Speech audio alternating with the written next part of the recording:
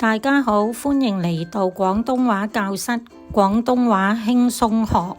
Hello everyone, welcome to Cantonese Made Easy. Welcome to Cantonese Lesson 2. Let's learn how to say your name, and thank you.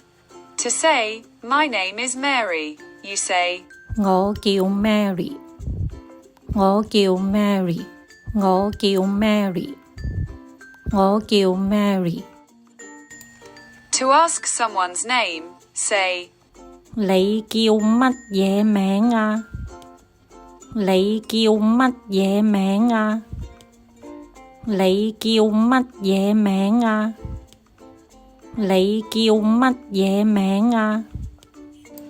When you meet someone, say, 好高興認識你，好高興認識你，好高興認識你，好高興認識你。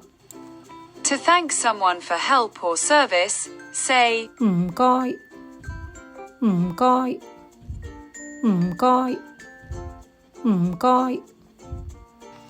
To thank someone for a gift, say, 多謝，多謝，多謝，多謝。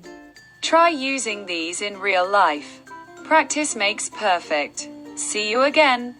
再見，再見，再見，再見。